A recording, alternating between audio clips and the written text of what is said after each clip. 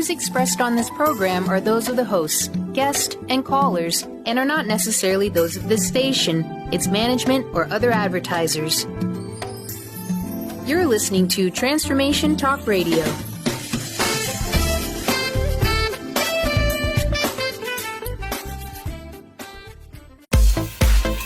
You know that moment when you realize you have mastered your wellness. When you become so resilient, you can conquer any hiccup life throws you. Yeah, well, me either. But I still ride unicorns. I'll teach you how to become a mindset master. You will learn how your habits and behavior affect your success in nutrition, exercise, relationships, organization, and so much more. It's your reality, and you need to do it your way. Self-care and self-love are anything but selfish. Take charge. Get excited. If not now, then when? Grab your espresso and get ready to talk all things wellness. It's time for Coach, Couch, and Coffee Radio with Coach Peggy Wellness right now.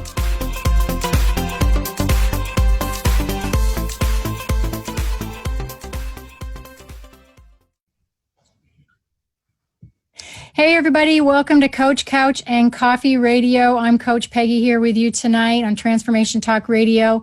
I have back a really special guest. You saw her last week on part 1. Today is part 2. We're talking about getting out of your comfort zone. I have Dr. Emma Mardlin here with me, and I know you brought your coffee mug, your tea. I'm sure you brought your tea. It was my tea, absolutely. It's your tea. Today I have, I'm a unicorn. Today I'm a unicorn, my dream big one. Oh, fabulous. Yes, I have like 20.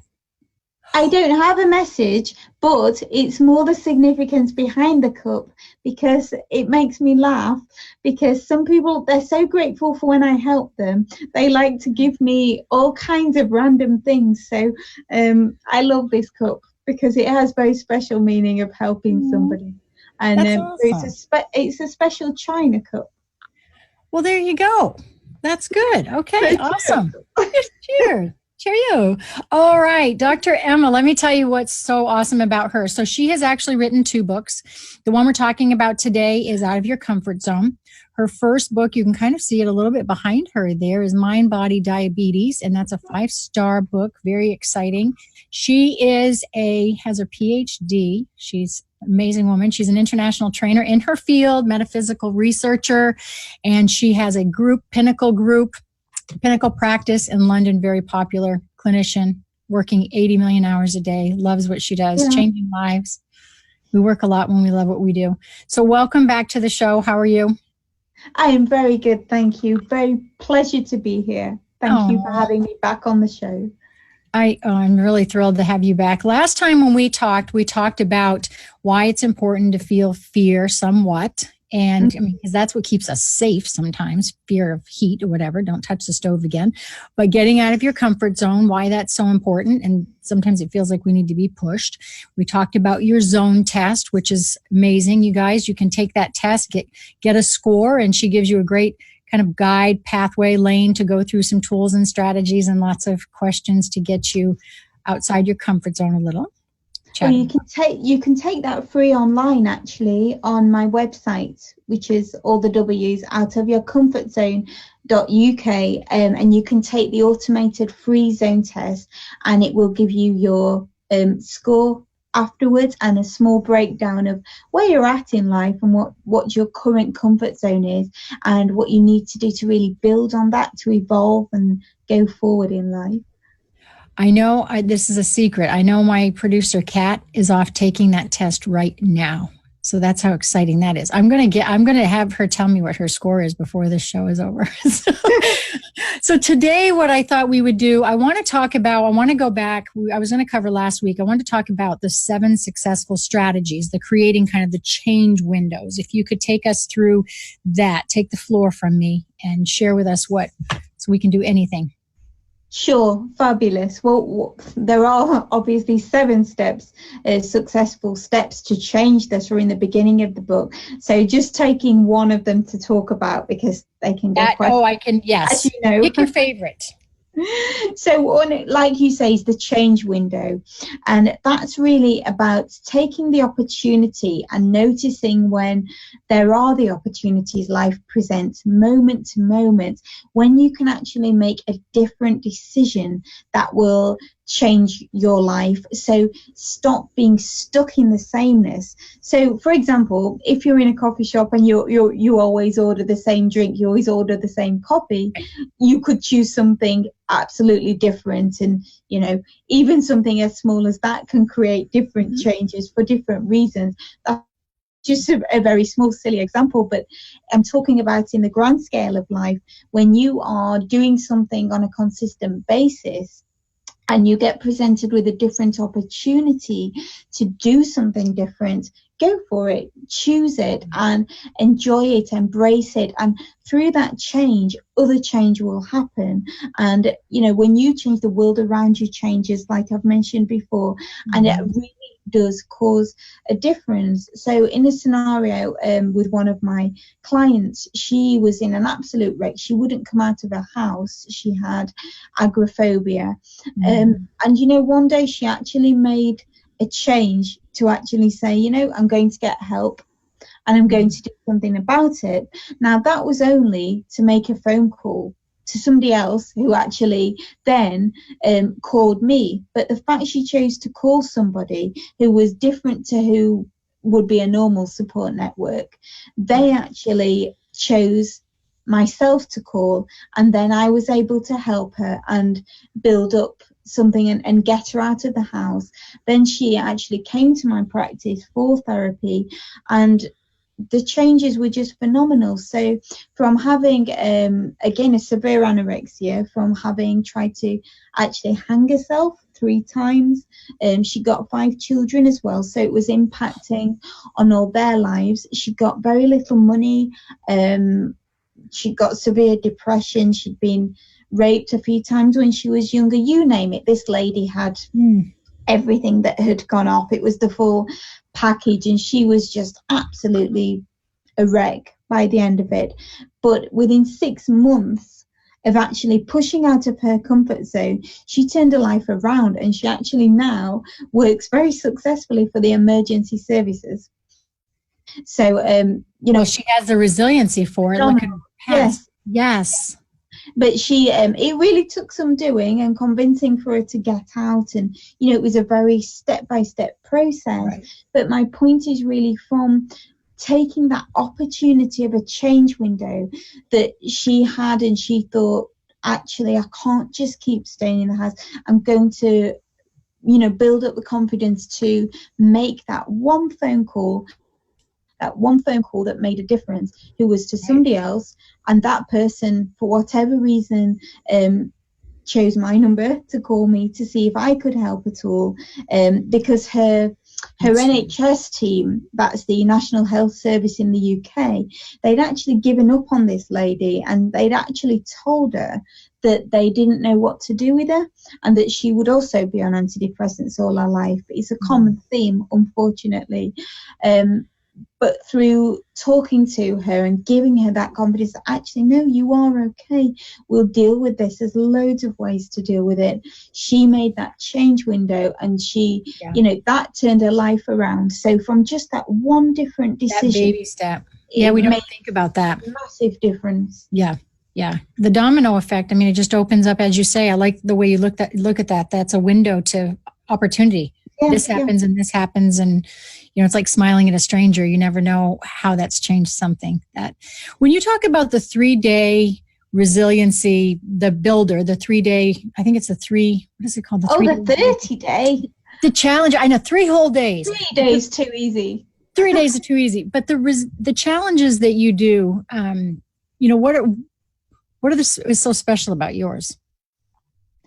They're so carefully crafted in terms of building up to the components of what we need for an indestructible mindset, because as we said, mindset determines everything. Healthy lead paths you choose in life, absolutely everything. So it builds up to getting all these components right. So it's not so much what the resilience builders are, it's about whether you have the flexibility to do them, the tenacity, whether you can lose your inhibitions to do them, whether you have the balls to do them. Exactly. So it's about actually just pushing yourself forward. So it can be something from as simple as smiling at 5 people and striking up a conversation with somebody you don't know.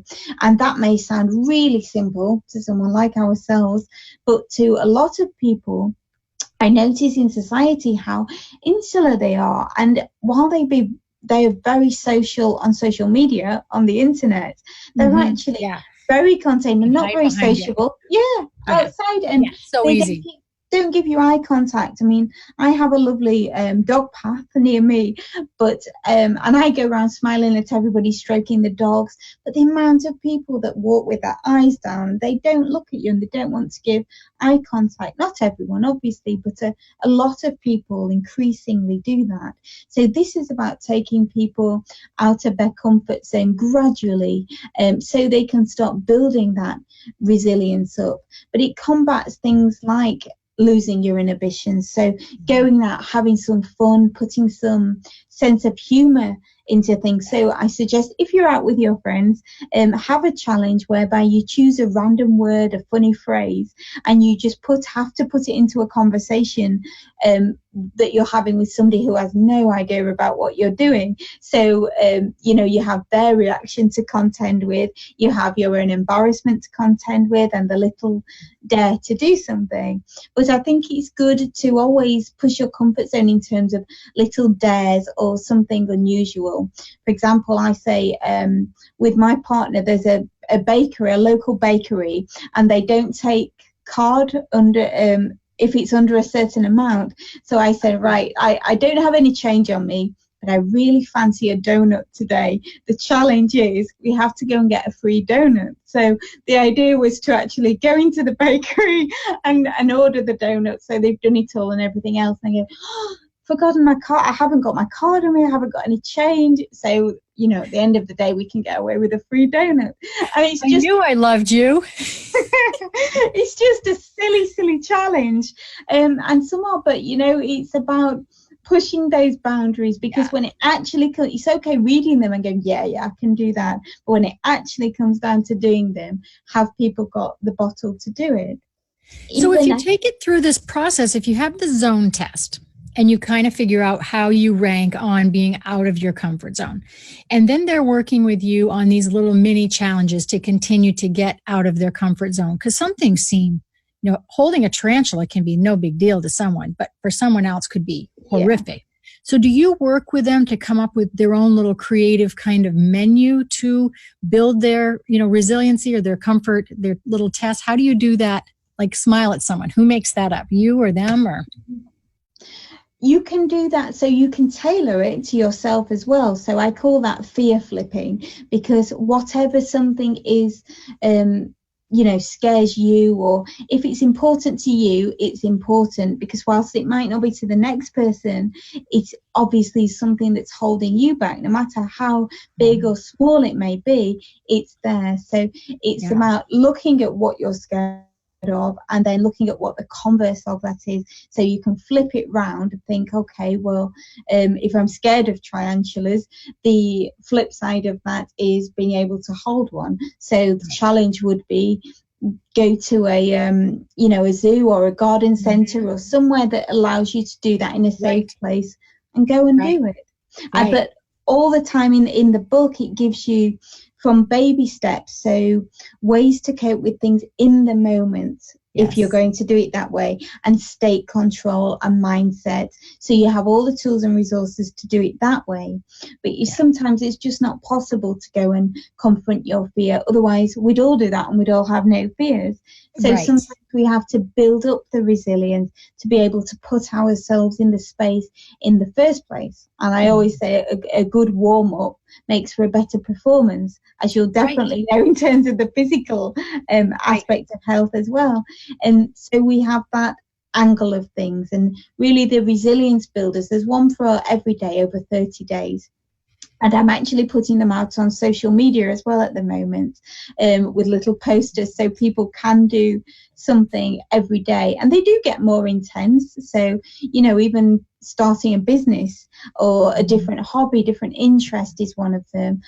Just changing your clothes to wear something different that you wouldn't normally wear, help somebody that's homeless by the Homeless Big Issue magazine, because a lot of people, again, they're embarrassed to go and help and go and ask somebody what their story is for the fear of being conned.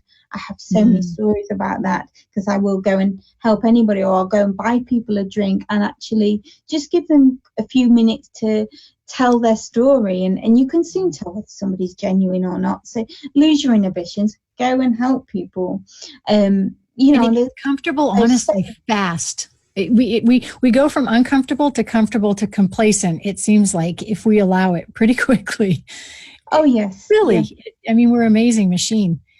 When we were talking anxiety last week, we were talking about how we can really manipulate and work through this and get off some of these mental health medications. It really is the mindset and aligning ourselves. And you've shown that. Studies are showing that. Can we shift to some of because you are a type 1 diabetic and you managed that for over 20 years now. I wanted to see if we could. What's that? Nearly 100% reversed, I have you know. Oh, and you do have me know. With a 5.8 hemoglobin A1C, I think. Is that right? Yeah. I read. And diabetes, not a diabetic. Yes. It's not static. Mine's gone. Look at your mindset, girl. That's an A+. That's an A+. Oh, thank you from you. That's good. That's awesome. So I was thinking about foods, because I know with myself, I work really hard on eating anti-inflammatory type food. So I stay away from certain foods. And then I was thinking about anxiety and your work and the thoughts you have around certain foods and how we fuel ourselves, and we can work, because the world is anxiety ridden. So can you chat with me about your thoughts all around that and comfort zone? And absolutely. I mean, the first one, people think, when they're anxious, they will go for comfort food. And people think, you know, there's something in comfort food, but actually it's the worst thing you can eat because of all the sugars that are in it, and they raise blood sugars, obviously, and they raise insulin levels. And this goes for any of us, not just anybody with diabetes. And that causes then our adrenal glands to pump out adrenaline, and that's actually what causes us to feel anxious and have the anxiety. So whilst it might temporarily make you feel good and give you the endorphins because you're eating that comfort food, it actually long term, it's really the worst thing you can possibly eat. So great things are salmon and spinach, because they contain a lot of magnesium, and that really dilutes the cortisol levels within the body. And cortisol, as we all probably know, is the stress hormone. So anything you can do to actually get that down and balance that out is fantastic. So salmon and spinach, I would say they're a real good key there. We talked about the porridge because it induces serotonin, which is a feel-good, happy chemical. But we've also got the drinks like a black tea. Obviously, I love my tea, but if you have it black, it contains a natural substance called L-theanine, and that's been scientifically researched to provide a calming yet alert effect, and also negates the tea's caffeine effects as well, because obviously foods and drinks with caffeine in really increase anxiety as well. So it's great to just ditch those, get rid of those, and have as much water as you possibly can. And then black tea is a great help with it. So there are so many things we can do, and lots of foods with B vitamins in, so whole grain breads and really good whole foods, beans, legumes, those sorts of food groups. So sometimes a vegan diet is actually just really good because of the kind of food groups it makes you eat a lot more of. However, then you have to be careful, you don't miss out on certain good things like your salmon. So it's important to keep those levels up. But it's not just nutrition as well. There's sometimes medical reasons why we may have background anxiety. So Wilson's disease that I talked about on our last episode that I had, that caused intense anxiety when I was younger, and I had no reason to be anxious. I wasn't an anxious person, but I had all that going off. So sometimes it can be something underlying. As I've said, it could be a lack of B vitamins, it could be iron deficiency, a thyroid problems, even Lyme's disease. So, you know, or perimenopause, because lots of women really suffer with intense anxiety because it can be hormone imbalances and they can be a nightmare with it. So it's important to be very aware of all the different reasons. But on the topic of anxiety, I always say it's actually important to acknowledge it as a good thing, because it's literally just a feedback mechanism from our body to say that just something isn't quite right that's going on. And it's important to listen to that so we can work out, is it a food, is it medical? We just try to fix it. Swallow something to fix it. We don't want to be aware of it. Feel it. Feel that, because it's a red flag. It's there for a reason. Cravings and symptoms and behaviors are telling us something. All three of those things are giving us some sort of hint. It's usually something psychological, deep-rooted, that comes tapping from the back of your mind. The unconscious mind comes tapping on the conscious. And the way it does that is give you the anxiety to alert you to something not being quite right. So most often it is some psychological trigger. But as I say, it could be lots of reasons as well. Even you may have a very high intuition alert radar where you actually detect other people's energy, and that may make you feel anxious. But again, it's still your body alerting you to something, to think, well, there's something not quite right with my friend, and you know, I need to listen to that. Or you might be detecting something in the future, a future event that may be occurring that isn't good, and you need to be aware of and you need to think about. So there's a whole host. Pay attention to the awarenesses. When the part of the book where you talk about intuition and awareness, you know, the metaphysical part of the stepping out of your comfort zone, it's really hard to step out of it and try to fix something if you're not willing to figure out the root cause or what it is, and sit in that silence and figure, you know, do I have, because we're all intuitive to a certain level, and we all need to recognize we can get better at that, and to just figure out that whole, so the whole quantum world. I want you to take me into the quantum world right now and talk about, you know, what you work with every day in this theory with meditation and intuition. And well, I love the quantum world, and that really is a no comfort zone area, because it is about having to explore yourself. And as I said, actually, without sounding too corny, love yourself enough to be able to dig deep and actually find out what you want in life and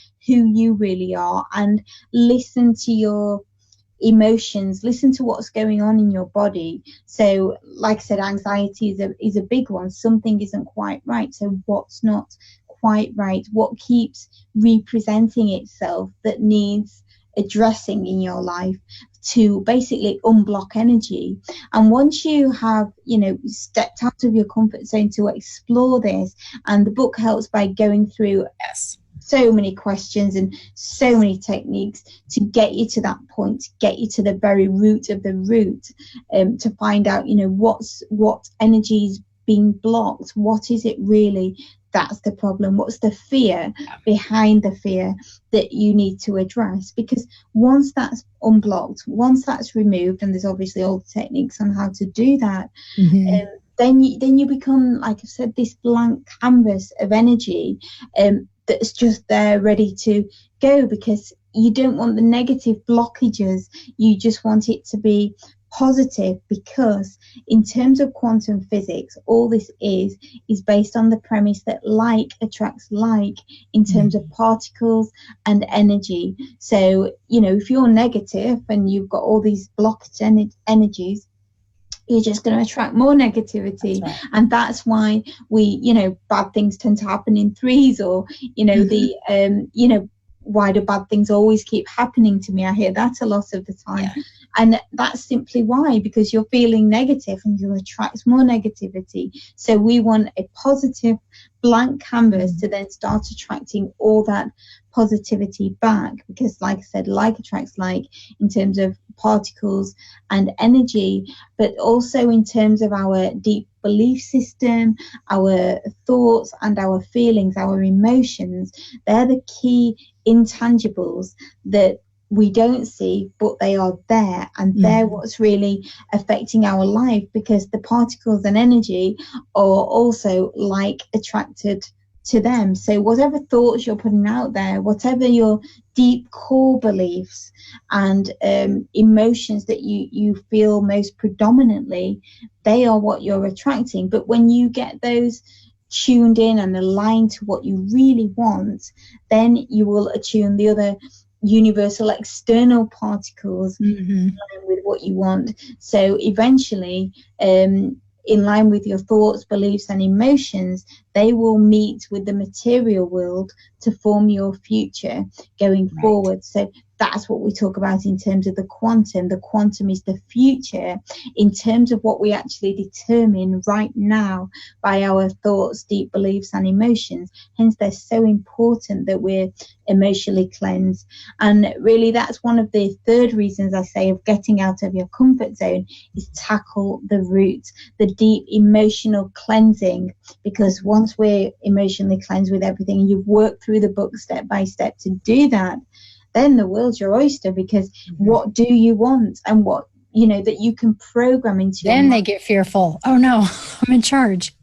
Exactly. That's why I say it's a no comfort zone area. So people, if you really want something, then you have to get rid of everything, emotionally cleanse, no inhibitions, have that unstoppable mindset that I talk about, the zone zero personality I talk about. That's what I was just going to ask you. Is that the zone zero, that zone zero personality? Oh, yes. They are the kind of people that may even work the quantum without even knowing the quantum. They are just innately good at being positive and exceptional mindset, and therefore they draw that into them, and then that goes to meet with their future. And that's why they are the kind of people you might walk past and think, God, they have everything, or why are they so positive, or, and it's, people don't have to walk past in envy. They can walk past thinking, I'm going to model that person. That's what I want to be. That's what I want to do, and go forward and do that. The answers are in the book, because once you're emotionally cleansed, it's there for you. Whatever you want, get it into fine detail and imprint it in all your senses, and really feel what it would feel like to be living that. As I said, live in your future, live in the quantum, and you'll actually attract that as the particles come together in the material world to actually form your future. So it is all scientifically based. It might sound a bit much for people if it's the first time you've heard it, but the book explains it in quite simple terms and takes you through with the methodology in how to actually put that in place. So, we can all be that person we really want to be. And sometimes the reason we're not who we want to be is because when we were younger, you hear that you can't do something, or you can't have something, or you're not meant to do that. And that's awful, and it's not true. So, it's stepping out of your comfort zone to really realize that and go forward with no inhibitions of anything. Whatever. Yeah. I think about when I was just listening to you, which I probably look like I'm mesmerized because I could just listen to you all day. You're too kind. What I was thinking about is when, as coaches or teachers or even as a parent, you always want your children to hang out with positive, like-minded people. So, we always say, if you want to eat healthy, we'll hang out with like-minded people, like-minded lifestyles. Brilliant. Or you want to be active, you don't want to go to the bar on Friday night and have a bunch of chips and salsa if you're trying to get healthy until you're in maintenance, and it's a once in a lifetime, once in a while, not lifetime thing. But I was thinking of that like-minded place, because mindset still feels woohoo to so many people. It drives me crazy when we say meditation or intuition or, what's your intention for the day, or your gratitude, or are you breathing? And everybody just goes, that. But it's still hang out with like-minded people. Have somebody in your top 5 that you want to be. Mm-hmm. Yeah. Have a mentor in your top 5 peeps that you're like, I want a piece of that. Like, what does she have going on? And it's the same thing. It's positive energy seeks positive energy. And exactly. Watch that person every day. Surround yourself with those people. Right. Model that, their personality, what the best attributes that they have. Yes. Almost as if you have to do an impression of them. Yeah. Earn an Emmy. Yeah. Exactly. Earn an Emmy. Earn an Emma. That's awesome. That was a good one. Yeah, that's awesome. But just surround yourself by those people, because we really become who we hang around. And that's one of the hardest challenges actually with clients, because I get people sat in front of me and they want to achieve great things and do great things, and I see a bundle of potential. Then they'll tell me about their family and their family's beliefs, and I actually think, it's never the actual person that sat on the couch in front of me that really needs to be there. It's their family, because that's right. It's, they're the ones that are putting these negative suggestions their way. You can't do this, you're not capable of that, or they don't want to support people, and then it brings them down when, so I see people in front of me, they get really excited and they go away really happy, like a totally different person within, a couple of hours. And then they'll go home and I'll get some message that, I don't know what's happened. And you think, I do. It's because of your environment. So part of what I actually want to do, as I personally evolve, is actually have a boutique residential I was literally going to say we need a mindset rehab, because that's what we do with addiction. We need to pull them out of society and just wean them away from their families and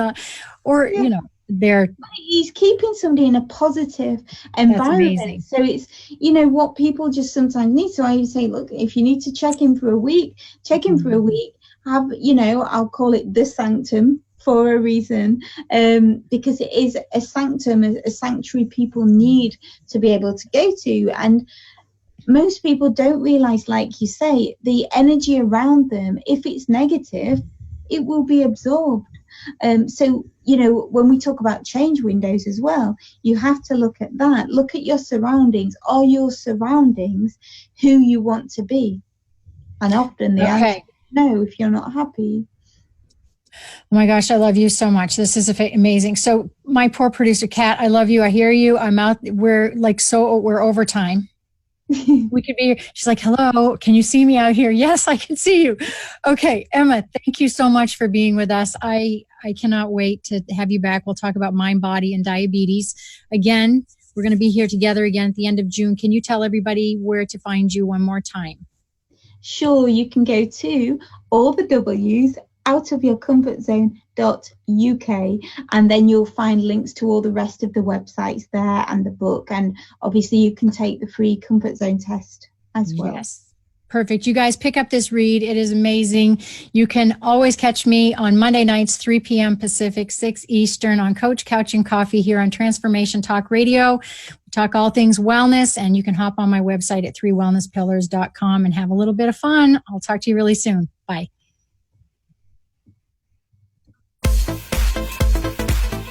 Thank you for listening to Coach Couch and Coffee Radio with me, Coach Peggy Wellness. Did you hear something that made you go, or have an aha moment? I live for those. If not, we will get you next time. I will be back every first and third Monday at 3 p.m. Pacific to tough love you to become smarter, stronger, braver, healthier, and happier. Duh. I will be back with a barrel of positivity, and you never know when a guest might pop in. There is no time for excuses.